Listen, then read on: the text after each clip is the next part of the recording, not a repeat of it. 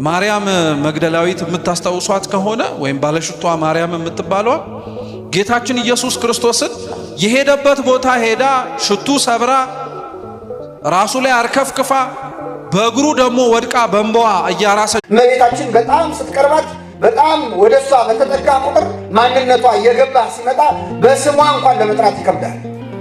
ዘመድ ብትሆን እንኳን እንደ ኤልሳቤጥ የጌታዬ እናት እኔ ማን ነኝ ትላለህ። እመቤታችን በጣም ስታውቃት ክብሯ ሲገባ እኔ እንደው የድንግል ማርያም ሕፃን ከመሆን በላይ የምፈልገው ነገር የለም። የእሷ ልጅ ሁኜ አድሎኝ ተገንቶ ነው።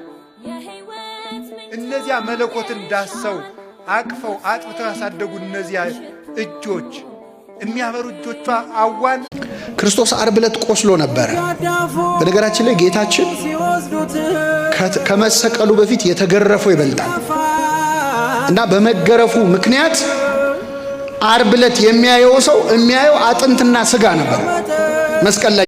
አቡነ ኪሮስ ገድል ላይ እርሳቸው ወደ ገዳም ሄደው ሊሳለሙ ይፈልጉ ነበርና ወደ አንድ ገዳም ሲሄዱ ወደ ቦታዎቹ ገብተው እንዲያርፉ ይለምኗቸዋል ጻድቁንና በፍጹም እኔ መቃብር ቦታ ውስጥ ደማድረው ይላሉ።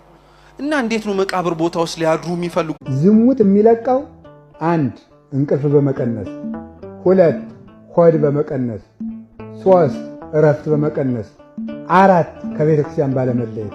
በእነዚህ ዝሙት ይለቃል። እቅጩን ሞክሩት አለባችሁ። እንዲህ አባ ጳኩሚስ ልንገራቸው። አባ ጳኩሚስ ከአንድ ሴት አጋንንት ሰፍረውባት አዩ አይደል? እናንተ አጋንንት ከዚህ ሴት ውጡ አላት። ከሷ ከወጣን አንተ ላይ መተን እንሰፍራለን አሉት። ብቻ ለቀቋት እንጂ ኑ ስፈሩ። አያችሁ እንዴት ድካሟ እንደሚሸከምላት። ትዕግስት እንዴት ነው? ጸሎት እንዴት ነው? ፍቅር እንዴት ነው? ሰዎችን ሳይለያዩ መውደድ እንዴት ነው የሚቻለው? የከፋብኝን ሰው ቂም አለመያዝ እንዴት ነው የሚቻለው? ለትልቅ ሰው ትሁት መሆን ይቻላል። ከኔ ለሚያንስ ሰው ትሁት መሆን ግን እንዴት ይቻላል? መትጋት እንዴት ነው? መጾም እንዴት ነው? ለክርስቶስ እውነት አያምጣብን እንጂ እኮ ክርስቲያኖች እነዚህ በሙሉ ደግ ለማድረግ የምንጠራባቸው ጥሪዎች እንደሚያልፉ ታውቃላችሁ። ሊያልፍ እኮ ይችላል ማለት የኔ ቢጤ ለመመጽወት ሄደን ልናጣ እንችላለን። ደግ ለማድረግ ፈልገን ላናገኝ እንችላለን። በዚህ በጾመ ነነዌ